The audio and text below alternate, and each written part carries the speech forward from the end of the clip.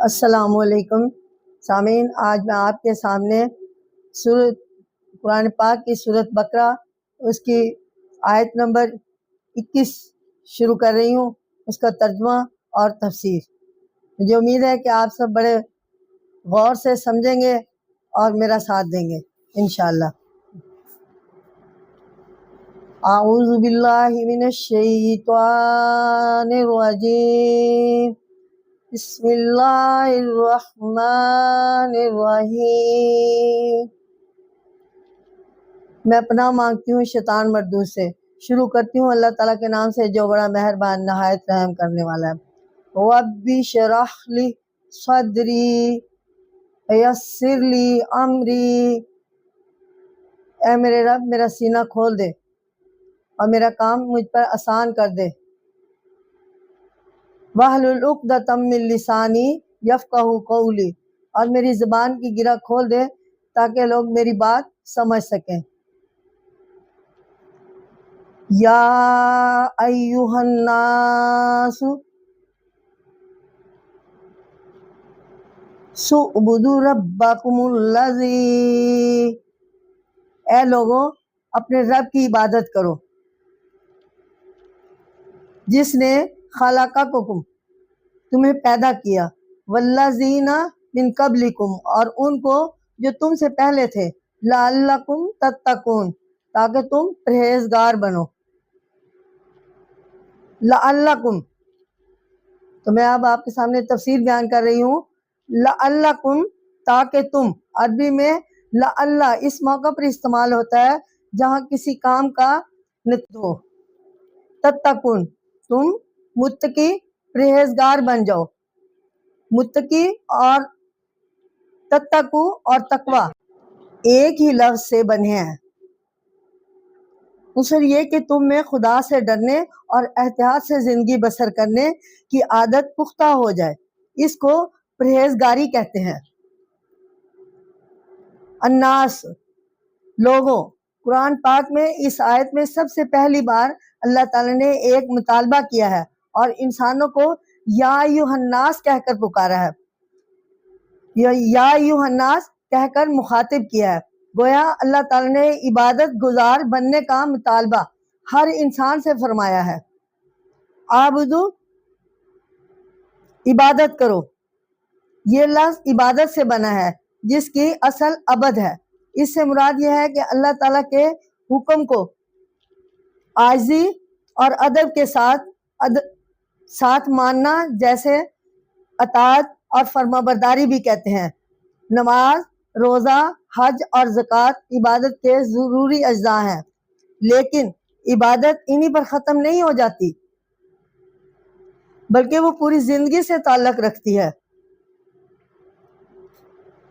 یہاں تمام لوگوں کو پکار کر یہ بات بتایا گیا ہے کہ اسلام کے تمام عقیدوں اور حکموں کی اصل عبادت کو پہچاننا انسان کو پیدا کرنے کا سب سے پہلا مقصد یہ ہے کہ وہ اپنے رب کو ڈھونڈے، اس کی کھلی نشانیوں سے اسے پہچانے اور اسی کی عبادت کرے، اور دنیا اور آخرت کی کامیابی اسی سے مانگے، کیونکہ اسی نے انسان کو پیدا کیا ہے اور ہر وقت ہر زمانے میں اس کی پرورش کی اور اس کو اس کی قابلیت کے مطابق ترقی کے راستے بتائے۔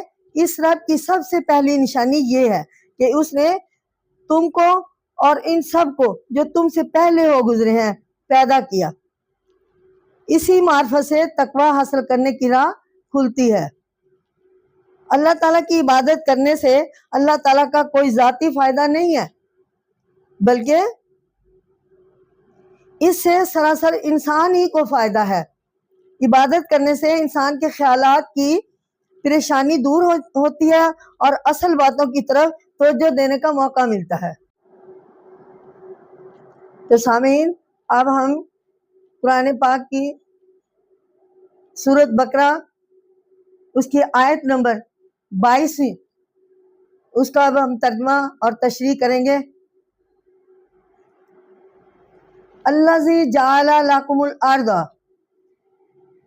جس نے تمہارے لیے زمین کو فرش بنایا، فراشن یعنی الذی جعل لکم الارض فراشن یعنی جس نے تمہارے لیے زمین کو فرش والسماء اور آسمان کو بنان اور آسمان کو چھت بنایا، وانزل من السماء اور آسمان سے پانی اتارا، فاخرج به من الثمرات رزقا لکم پھر اس سے تمہاری روزی کے لیے مختلف پھل نکالے، فلا تجعلوا للہ اندادا سو نہ ٹھہراؤ اللہ کے لیے کوئی مقابل، وانتم تعلمون اور تم جانتے ہو۔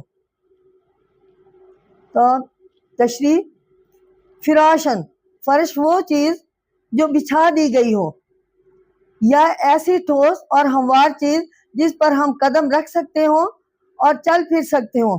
ہموار ہونے کے لیے یہ ضروری نہیں ہے کہ وہ مستطیل یا مربع میں ہو، بلکہ ایک بڑی گول شکل بھی فرش کا کام دے سکتی ہے۔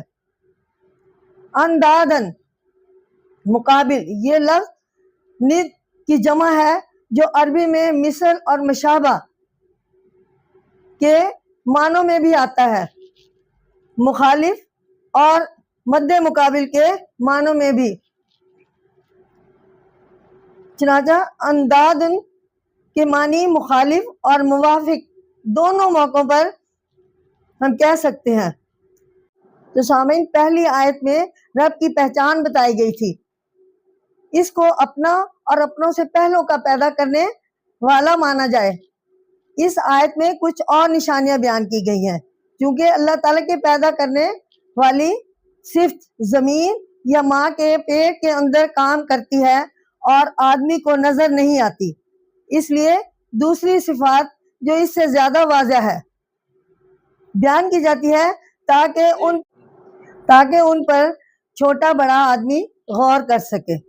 انسان کی زندگی کو باقی اور قائم رکھنا، اس کے اسباب مہیا کرنا اور انسان کی زندگی کو آہستہ آہستہ اس کی ترقی کے آخری درجہ تک پہنچا دینا صرف اس کے رب کا کام ہے۔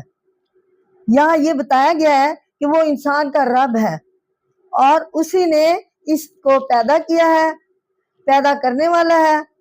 اس کے بعد اس کی دنیا باقی رہنے کے تمام ذرائع اکٹھے کر دیے۔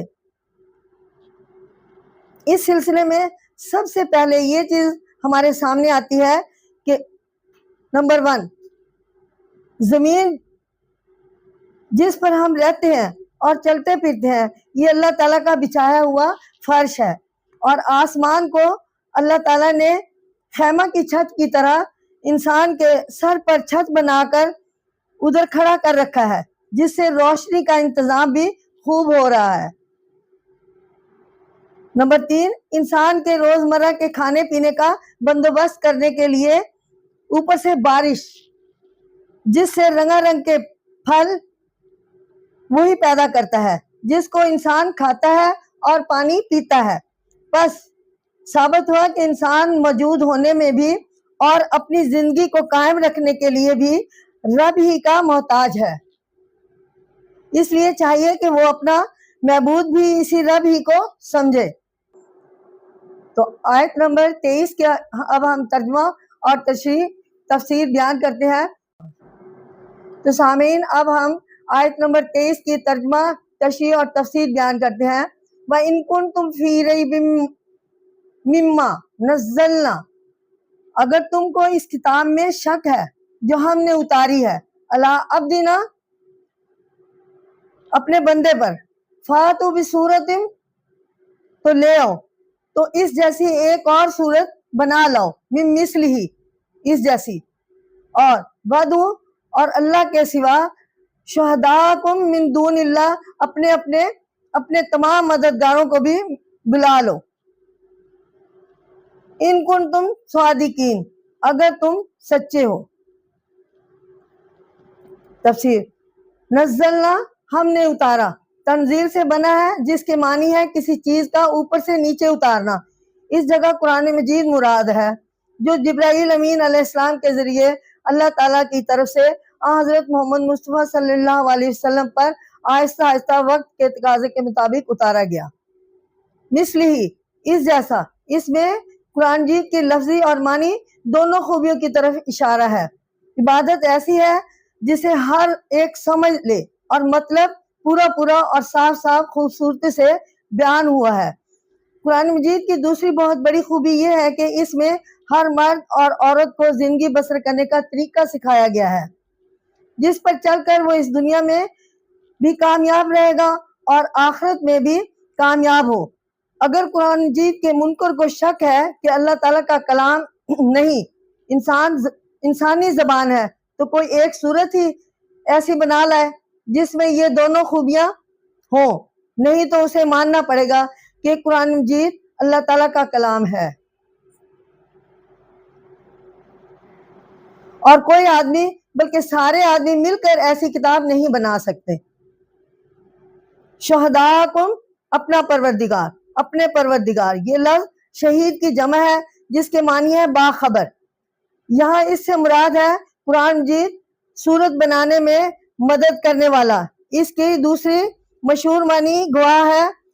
اگر یہاں گواہ مراد لیا جائے تو معنی یہ ہوں گے کہ ان لوگوں کو بلا لو جو تمہارے اس دعویٰ کی کہ تم نے کسی قرآنی صورت کا جواب لکھ لیا ہے تصدیق کر دیں۔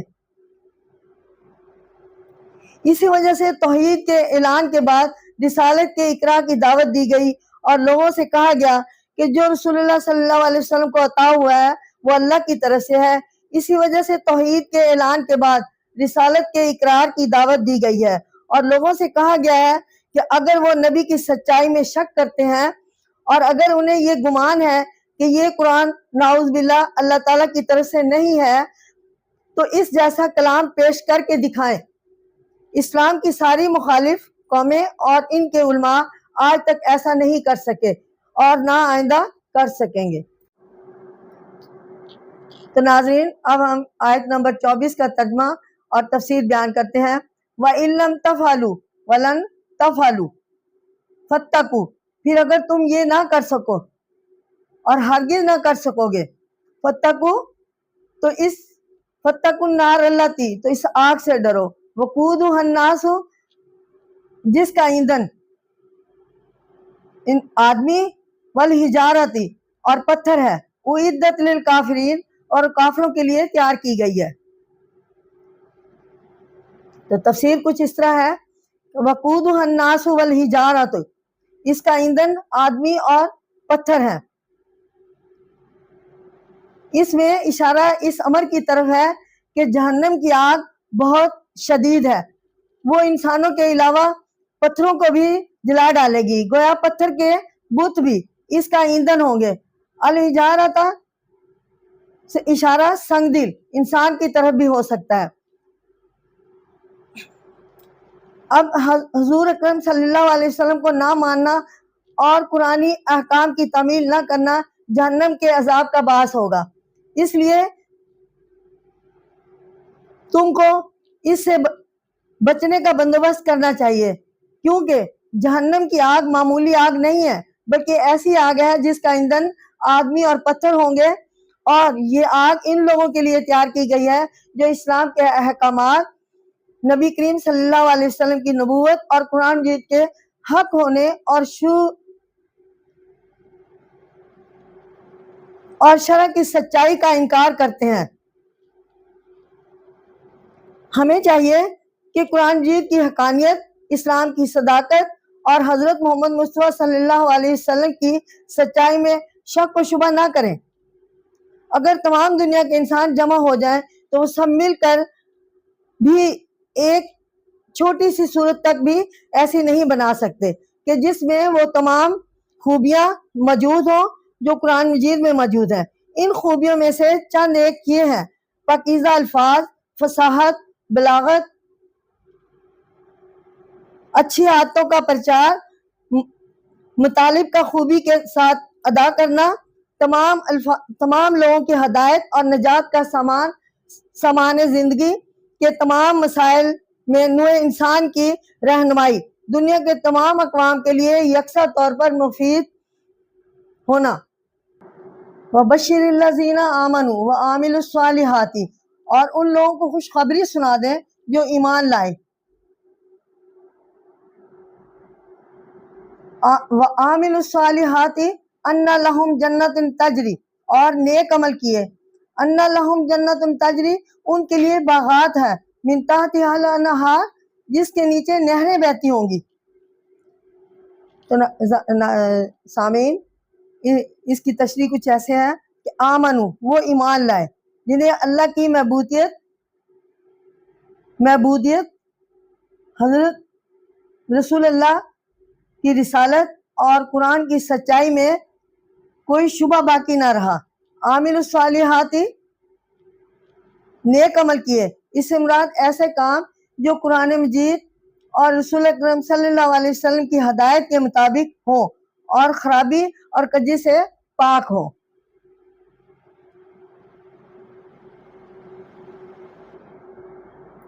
اس آیت میں کافروں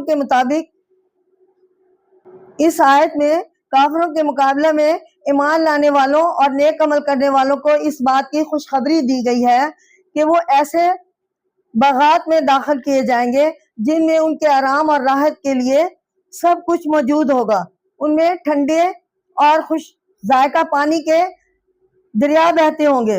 اس آیت میں یہ بات واضح ہوتی ہے کہ جنت کا حقدار بننے اور اس میں داخل ہونے کے لیے انسان میں دو صفتیں موجود ہونی چاہیے۔ اول یہ کہ اس کے دل میں اللہ تعالیٰ کے متعلق اور رسول اکرم صلی اللہ علیہ وسلم کے بارے میں کوئی شک نہ ہو، یعنی وہ اللہ کو اپنا معبود سمجھتا ہو، اسے اپنا رب اور آقا مانتا ہو، رسول اکرم صلی اللہ علیہ وسلم کی سچائی ہونے کا اقرار کرتا ہو، قرآن مجید کو اللہ تعالیٰ کا کلام سمجھتا ہو اور آخرت پر یقین رکھتا ہو، یعنی اس دنیا کی زندگی کے بعد جو دوسری زندگی آنے والی ہے اس پر ایمان رکھتا ہو۔ یہ کہ اس کے تمام کام قرآن مجید کے حکموں کے مطابق ہو، اللہ تعالیٰ نے جن جن کاموں کے کرنے کا حکم دیا ہے انہیں کبھی نہ چھوڑتا ہو، اور جن جن کاموں کے کرنے سے منع کیا ہے ان کے پاس بھی نہ بھٹکتا ہو۔ اس آیت کا خلاصہ یہ ہے کہ محض اچھے کاموں سے جنت حاصل نہیں ہو سکتی جب تک اس کے ساتھ دل میں ایمان اور یقین نہ ہو۔ جسے اذان کہا جاتا ہے اسی طرح محض ایمان کافی نہیں جب تک ایمان کے ساتھ اعمال درست نہ ہو۔ اس آیت میں کافروں کے مقابلہ میں ایمان لانے والوں اور نیک عمل کرنے والوں کو اس بات کی خوشخبری دی گئی ہے کہ وہ ایسے باغات میں داخل ہوں گے جن میں ان کے لیے آرام اور راحت کے لیے سب کچھ موجود ہوگا، اس میں ٹھنڈے اور خوش ذائقہ پانی کے دریا بہتے ہوں گے۔ تو ناظرین، اب ہم آیت نمبر 25 کا ترجمہ اور تفسیر بیان کرتے ہیں۔ کلما رزقوا منہا من ثمرات، یعنی انہیں جب کوئی پھل کھانے کو دیا جاتا ہے، رزقن، قالوا ھذا الذی رزقنا من، تو وہ کہیں گے ھذا الذی، یہ تو وہی ہے، رزقنا، جو ہمیں اس سے پہلے مل چکا ہے، رزقنا من قبل، یعنی یہ تو وہی ہے جو ہمیں اس سے پہلے مل چکا ہے، وَأُوتُوا بِهِ مُتَشَابِهًا، انہیں دیا جائے گا اور ملتا جلتا ہوگا، یعنی جو پہلے دیا گیا اسی سے ملتا جلتا ہے۔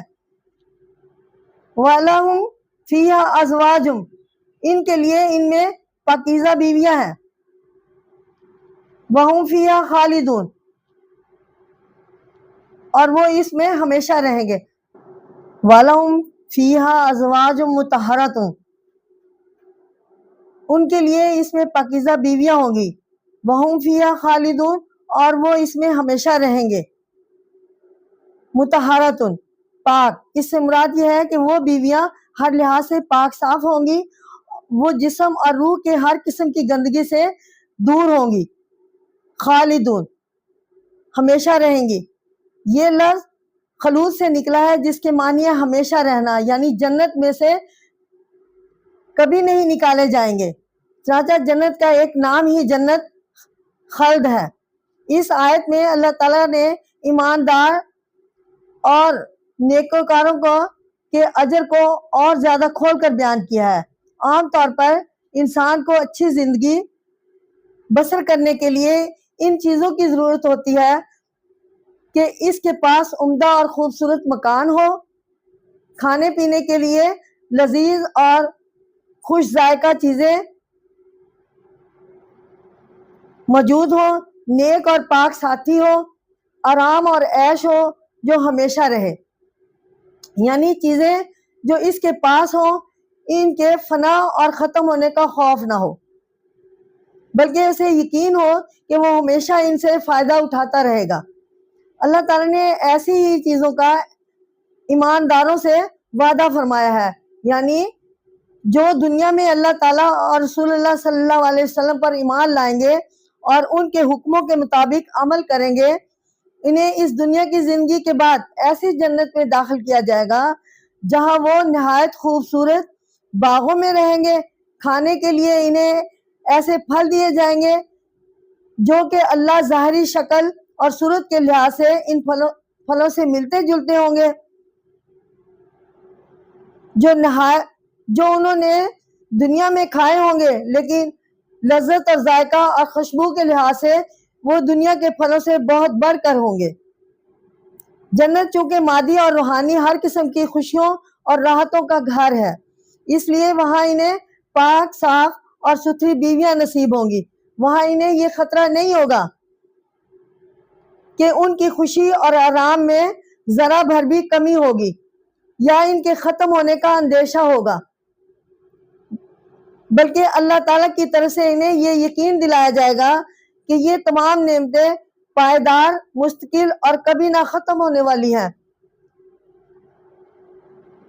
مبارک ہے وہ جو اس جنت کے ان اللہ لا یستحی ان یضرب مثلا ما بعوضۃ فما فوقها ان اللہ، بے شک اللہ نہیں شرماتا، لا یستحی نہیں شرماتا کہ وہ ان یضرب کہ وہ کوئی مثال بیان کرے، مثلا ما بعوضۃ مثلا مچھر کی، فما فوقها مچھر کی یا اس کی جو اس سے بڑھ کر ہو، فوقها اس سے بڑھ کر، فوق کے لفظی معنی اوپر کے ہے اور اس سے مراد یہ ہے کہ اس سے بھی زیادہ ادنا اور حقیر چیز۔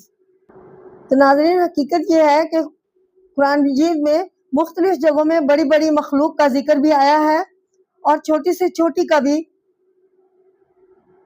جانوروں میں ایک طرف ہاتھی، اونٹ اور گھوڑے وغیرہ کا اور دوسری طرف چونٹی، مکھی، مچھر وغیرہ کا۔ لوگوں کو سمجھانے کے لیے اللہ تعالیٰ نے ان جانوروں کی مثالیں بیان فرمائی ہیں۔ مثلا کسی جگہ پر یہ کہ کافروں کے بت ایسے کمزور اور بے بس ہیں کہ ایک مکھی تک پیدا نہیں کر سکتے، بلکہ اگر ان کے منہ پر مکھی مچھر بیٹھ جائے تو اڑا بھی نہیں سکتے۔ کسی جگہ یہ کافروں کا دین مکڑی کے جالے کی طرح کمزور ہے۔ ایسی مثالیں سن کر بعض کافر کہنے لگے کہ مسلمانوں کا خدا بھی نعوذ باللہ عجیب باتیں کرتا ہے کہ وہ ایسی حقیر چیزوں کے نام لینے سے بھی نہیں جھجکتا۔ ان کے اس اعتراض کا جواب اللہ تعالیٰ نے اس آیت میں دیا ہے۔ مثلا مثال کا مطلب یہ ہوتا ہے کہ وہ بات جس کے لیے مثال دی گئی ہو، خوب واضح اور روشن کر کے ذہن نشین کر دی گئی۔ اب یہ مطلب جس مثال سے پورا ہو سکے وہ مثال سب سے اچھی کہلائے گی، خواہ وہ چیز جو مثال میں پیش کی گئی ہے بجائے خود کیسی ہی معلوم ہو۔ مچھر ایک بہت ہی ادنا اور بے حقیقت سی مخلوق ہے۔ اب جہاں بتوں یا کسی اور مخلوق کے بے یقینی بیان کرنی ہوگی وہاں مناسب مثال مچھر ہی کی ہوگی۔ اس پر اعتراض کرنا بے وقوفی اور نادانی ہے۔ آیت کا خلاصہ یہ ہے کہ اللہ تعالیٰ مچھر یا اس سے بھی چھوٹی چیز کی مثال دینے سے نہیں جھجکتا، کیونکہ مثال سے غرض کوئی بات سمجھانی ہوتی ہے، جیسے بات ہوگی ویسی ہی مثال دی جائے گی۔ اس میں برائی کے فَأَمَّا الَّذِينَ آمَنُوا فَيَعْلَمُونَ أَنَّهُ الْحَقُّ بس جو لوگ ایمان لے آئے وہ جانتے ہیں کہ وہ ٹھیک ہے، من ربہم ان کے رب کی طرف سے، فَأَمَّا الَّذِينَ كَفَرُوا اور جن لوگوں نے کفر کیا، فَيَقُولُونَ وہ کہتے ہیں ماذا اراد اللہ بہذا مثلا کہ اللہ کا اس مثال سے کیا مطلب ہے۔ لوگوں کو سمجھانے کے لیے اللہ تعالیٰ مثالیں بیان کرتا ہے، ان مثالوں کا مقصد یہ ہے کہ اللہ تعالیٰ کی باتیں لوگ اچھی طرح سمجھ لیں، نہ یہ کہ وہ ان مثالوں میں کٹ ہوجتی اور کٹ بحثی شروع کر دے۔ اس سبق میں بتایا گیا ہے کہ ایماندار لوگ اس مثال کو سچی اور مطلب کے بیان کرنے کے لیے مناسب اور اپنے رب کی طرف سے درست سمجھتے ہیں، لیکن کافر اسی مثال کی ہنسی اڑانے لگتے ہیں۔ اے ایمان والو، اللہ تعالیٰ کے معبود ہونے اور حضرت محمد مصطفیٰ صلی اللہ علیہ وسلم کے سچا ہونے پر پورا یقین رکھتے ہیں۔ وہ اللہ تعالیٰ اور اس کے رسول صلی اللہ علیہ وسلم کے حکموں کو ماننا اور ان پر عمل کرنا اپنا سب سے بڑا فرض سمجھتے ہیں۔ وہ ان کی باتوں پر سچے دل سے ایمان لاتے ہیں، اس لیے کہ اگر اللہ تعالیٰ کوئی مثال بیان فرمائے تو وہ کوشش کرتے ہیں کہ اس مثال کا اصلی مطلب سمجھ لے۔ وہ اس چیز کی بالکل پرواہ نہیں کرتے کہ مثال بذات خود کیسی ہے، معمولی ہے یا شاندار، اس میں کسی اعلیٰ چیز کا ذکر ہے یا گھٹیا چیز کا، بلکہ اس مثال کا جو مطلب ہوتا ہے وہ فقط اس پر غور کرتے ہیں اور سبق حاصل کرتے ہیں۔ کافر لوگ اللہ تعالیٰ اور اس کے رسول صلی اللہ علیہ وسلم کا انکار کرتے ہیں، ان کے دل میں حق کی تلاش بالکل نہیں ہوتی، وہ صرف اسی ٹو میں لگے رہتے ہیں کہ اللہ تعالیٰ کے کلام میں کسی نہ کسی طرح کوئی عیب ڈھونڈے اور خواہ اس میں اعتراض کرے۔ اس لیے جب اللہ تعالیٰ ان کے سمجھانے کے لیے کوئی مثال بیان کرتا ہے تو وہ لوگ اس کے بجائے کہ اس مثال کا اصل مطلب سمجھنے کی کوشش کریں، وہ اس پر بے تکے اعتراض کرنے شروع کر دیتے ہیں اور طنز کے طور پر ایمانداروں سے پوچھتے ہیں کہ اللہ تعالیٰ کا اس قسم کی مثالیں بیان کرنے سے مطلب کیا ہے۔ تو ناظرین، اس آیت سے سبق ملتا ہے کہ صاحب ایمان اور درست کردار اور وہ لوگ ہیں جو اللہ تعالیٰ کے بیان کی کوئی مثالوں پر غور کریں اور انہیں سمجھیں اور کبھی کد بحثی میں۔ تو سامعین، اب ہم آیت نمبر 26 سورۃ بقرہ کی پڑھ رہے ہیں۔ یضل بہ کثیرا ویہدی بہ کثیرا، یعنی وہ اسی سے بہتوں کو گمراہ کرتا ہے اور اسی سے بہتوں کو ہدایت دیتا ہے۔ وما یضل بہ الا الفاسقین، اور وہ اس سے سوائے بدکاروں کے کسی کو گمراہ نہیں کرتا۔ فاسقین، بدکار، فاسق کی جمع ہے، یہ لفظ فسق سے بنا ہے جس کے لفظی معنی ہے نکلنا۔ شریعت میں اس سے مراد ہے خداوند تعالیٰ کے فرما برداری سے نکل جانا، نافرمانی اور گناہ کرنا۔ اللہ تعالیٰ لوگوں کے سمجھانے کے لیے طرح طرح کی مثالیں بیان فرماتا ہے۔ بعض لوگ ان مثالوں پر غور کرتے ہیں، اس سے سبق حاصل کر کے ہدایت پا لیتے ہیں، اور بعض اس میں کٹ حجتی کرتے ہیں اور گمراہ ہو جاتے ہیں۔ یہ ہدایت پانے والے وہ ایماندار لوگ ہیں جو اپنی سوچنے اور دیکھنے کی طاقتوں سے صحیح کام لیتے ہیں۔ دنیا میں راہیں بے شمار ہیں، مگر ان میں سیدھی راہ ایک ہی ہو سکتی ہے۔ اللہ تعالیٰ نے انسان کو عقل بخشی اور سمجھ بوجھ عطا کی۔ صرف یہی نہیں بلکہ نبیوں اور رسولوں کے ذریعے راہ ہدایت کے پیغام بھی بھیجے۔ اس کے بعد انسان کو اختیار ہے کہ جو راہ چاہے اختیار کرے۔ اب اگر انسان اپنی اسی آزادی سے ناجائز فائدہ اٹھا کر غلط راہ اختیار کرتا ہے تو وہ برائی میں پڑ جاتی ہے یا پڑ جاتا ہے، اور جب وہ اپنی مرضی سے گمراہی اختیار کرتے ہیں تو اس برے راستے کے باقی سامان بھی مہیا ہو جاتے ہیں۔ جس طرح آگ میں ہاتھ ڈالنے سے ہاتھ جل جاتا ہے، اسی طرح جب کوئی آدمی غلط راہ اختیار کرتا ہے تو اس راستے کی برائیاں اور نقصان بڑھتے ہی جاتے ہیں۔ اس آیت میں بتایا گیا ہے کہ اللہ تعالیٰ کے بیان کی ہوئی مثالوں سے بہت سے لوگ گمراہ ہو جاتے ہیں، تو اس کی وجہ ان کی اپنی کٹ ہوئی اور کج بحثی ہوتی ہے۔ وہ ان مثالوں کے غرض پر غور نہیں کرتے، بلکہ اپنے سوچنے کی ساری قوت ان پر اعتراض کرنے میں لگا دیتے ہیں۔ فاسق یعنی بدکار لوگ جو نفس کی برائی خواہشوں کے پیچھے ہی لگے رہتے ہیں، آسانی سے ایسی کوئی بات سننے کے لیے تیار نہیں ہوتے جو ان کو ان کی برائی یا بری عادتوں سے روکے۔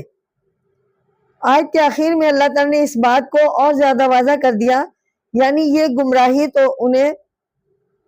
انہی پر آتی ہے جو خواہ گمراہ رہنا چاہتے ہیں۔ اگر اللہ تعالیٰ کسی پر گمراہی چسپاں نہیں کر دیتا، بلکہ بار بار کی جانی بوجھی نافرمانیوں سے دل بجھ کر رہ جاتا ہے اور طبیعت میں حق کے طلب اور سچائی کے تلاش باقی نہیں رہتی، باطل اور جھوٹ جم جاتا ہے، گویا گمراہی ان کے فسق اور نافرمانی اور مسلسل بدکاری کا نتیجہ ہوتی ہے۔ تو ناظرین، اب ہم سورۃ بقرہ کی آیت نمبر 27 پیش کرتے ہیں۔ الذین ینقضون عہد اللہ من بعد میثاقہ، جو اللہ سے اپنے اقرار کو پختہ ہو جانے کے بعد توڑتے ہیں۔ بعد میثاقہ ویقطعون ما امر، اور جس چیز کو اللہ نے جوڑے رکھنے کا حکم دیا تھا اسے ما امر اللہ بہ ان یوصل، اسے توڑتے ہیں، ان یوصل ویفسدون، اور زمین میں فساد پھیلاتے ہیں۔ یفسدون فی الارض اولئک هم الخاسرون، اور وہ زمین میں فساد پھیلاتے ہیں، یہی لوگ نقصان پانے والے ہیں۔ عہدہ اقرار، عہد اس قول و اقرار کو کہتے ہیں جس کے کرنے کے بعد اس کی پابندی ضروری ہو جاتی ہے۔ عہد اللہ سے مراد ہے اللہ کو رب ماننے اور اس کی اطاعت کرنے کا اقرار۔ خدا نے دنیا میں بھیجنے سے پہلے تمام انسانوں کو جمع کر کے پوچھا تھا کہ کیا میں تمہارا رب نہیں ہوں؟ سب نے اقرار کیا کہ ہاں تو ہمارا رب ہے۔ تو اللہ تعالیٰ نے فرمایا میں اس اقرار پر زمین اور آسمان کو گواہ کرتا ہوں، اور اس اقرار کو یاد دلانے کے لیے اپنے رسول بھیجتا رہوں گا۔ حضرت ابی بن کعب سے روایت ہے کہ یہاں عہد اللہ سے یہی اقرار مراد ہے۔ روز ازل کے اس عہد کے علاوہ ایک عہد وہ بھی ہے جو انسان کی فطرت میں موجود ہے، پھر وہ عہد بھی ہے جو انبیاء پر ایمان لا کر کیے گئے، وہ اقرار بھی ہے جو اللہ کے نام پر بزرگوں کے ساتھ کیے گئے۔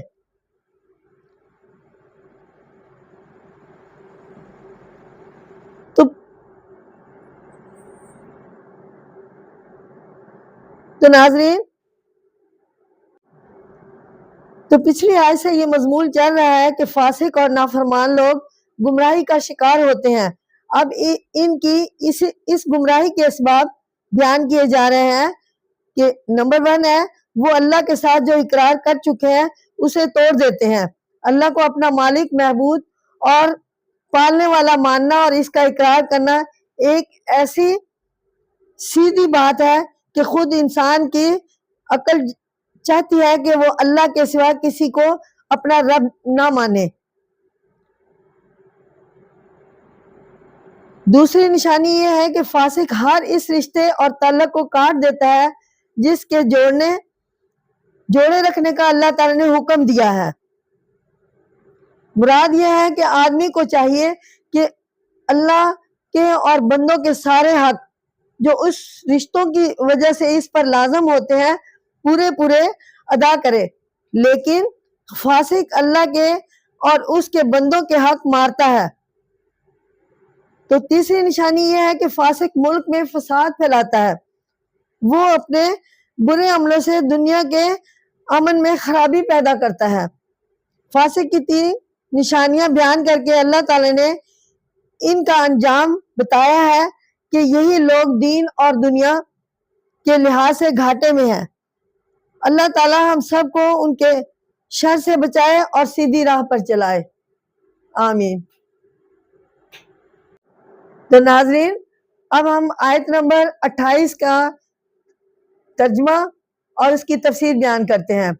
کیف تکفرون باللہ وکنتم امواتا، اللہ تعالیٰ نے کس طرح کافر ہوتے ہیں حالانکہ تم بے جان تھے۔ فَأَحْيَاكُمْ ثُمَّ يُمِيتُكُمْ، پھر تمہیں زندگی بخشی، پھر تمہیں موت ثُمَّ يُحْيِيكُمْ ثُمَّ إِلَيْهِ تُرْجَعُونَ، پھر تمہیں زندگی بخشے گا، پھر اسی کی طرف لوٹائے جاؤ گے۔ تو ناظرین، تفسیر کچھ ایسے ہے کہ ترجعون، لٹائے جاؤ گے، اس کا مادہ رجعون ہے، یعنی یہ لفظ اس حقیقت کو ظاہر کرتا ہے کہ انسان مرنے کے بعد ہمیشہ کے لیے ختم نہیں ہوگا، بلکہ اسے دوبارہ زندگی ملے گی اور اسے اللہ تعالیٰ کے سامنے پیش ہونا پڑے گا۔ اللہ تعالیٰ کے پیغمبر دنیا کے تمام قوموں کے پاس آئے، زمین کے ہر گوشہ میں تشریف لائے، ان سب کا پیغام ایک ہی تھا کہ اللہ ایک ہے، وہی سب کا اصل معبود ہے اور حقیقی رب ہے، زندگی اور موت اسی کے ہاتھ میں ہے، وہی اللہ ہے جس نے زمین کو بطور بچھونا کے بنایا اور اس میں دریا بہائے تاکہ سرسبز شاداب ہوا اور کھیتیاں لہلہا اٹھے، اس پر پہاڑ کھڑے کیے، نباتات اور جمادات کو پیدا کیا، آسمان بغیر ستونوں کے کھڑا کیا، سورج، چاند اور ستارے بنائے جن سے اندھیری راتوں میں راستہ کا پتہ چلتا ہے، وہی ہے جس نے ہمیں زندگی بخشی، ہماری ترقی کے لیے ضروری سامان مہیا کر دیا۔ یہ بات بھی خوب سمجھ لیجئے کہ ایک وقت ایسا تھا جب یہاں انسان کا نام و نشان تک نہ تھا، ہر طرف ہو کا عالم تھا، اس نے انسان کو زندگی بخشی، سالہ سال تک یہاں انسان نے زندگی گزاری، اس کے پیدا کی ہوئی چیزوں سے فائدہ اٹھایا، پھر ایک وقت ایسا بھی آئے گا جب وہ تمام انسان جو اس وقت زندہ ہوں گے ختم ہو جائیں گے، اس کے بعد اللہ کے حکم سے ہر انسان اور ان سے پہلے کے مرے ہوئے سبھی زندہ ہو جائیں گے، پھر سب کے سب اللہ کے حضور میں پیش ہوں گے، یعنی وہ قیامت کا دن ہوگا۔ زندگی اور موت کا اختیار صرف اللہ کے ہاتھ میں ہے۔ جب کسی کی زندگی کا آخری وقت آ جاتا ہے تو کوئی ایک لمحہ کے لیے بھی اس کی زندگی کو بڑھا نہیں سکتا تاکہ اس کے جسم کی نشوونما اور ترقی ہو اور وہ پھلے پھولے۔ جسم کی تربیت کے ساتھ ساتھ انسان کی روح کو غذا کی بھی ضرورت ہے۔ اس آیت کا یہی مطلب ہے کہ پروردگار نے سب سے پہلے زمین کو پیدا کیا، اسی میں ایک طرف دریا اور سمندر بہائے، دوسری طرف اونچے اونچے پہاڑ کھڑے کر دیے کہ آسمان سے باتیں کرتے ہیں تاکہ زمین ہل نہ پائے، درختوں کے جنگل اگائے، زمین کے اندرونی حصوں کو ان گنت خزانوں سے بھرپور کر دیا، اور یہ سب کچھ حضرت آدم اور ان کی اولاد کی خاطر ہوا۔ اب انسان کا یہ کام ہے کہ وہ اپنی عقل اور سمجھ سے ان میں ان بے شمار خزانوں سے مناسب فائدے اٹھائے۔ جمیعاً کا لفظ کہہ کر بتایا گیا ہے کہ یہ سب کچھ حضرت آدم کی اولاد کے لیے ہے، وہی اسی سے فائدہ اٹھانے کے حقدار ہیں۔ انسان کے جسم کے ساتھ ساتھ اس کی روح کی پرورش بھی ہونی چاہیے۔ اس مقصد کے لیے زمین اور اس کی پیداوار کافی نہیں، اس لیے زمین پیدا کر چکنے کے بعد اس نے آسمان کی طرف توجہ فرمائی اور وہاں سے انسانوں کی روح کی تربیت کے لیے مختلف زمانوں میں ہدایت کی بارشیں ہوتی رہی۔ انسان جس طرح زمینی چیزوں سے فائدہ اٹھاتا ہے، اسے چاہیے کہ اس آسمانی بارش سے بھی فائدہ اٹھائے تاکہ اس کی روح کی تکمیل بھی ساتھ ساتھ ہو اور اس طرح مکمل آدمی بن کر اللہ کے دربار میں حاضر ہو۔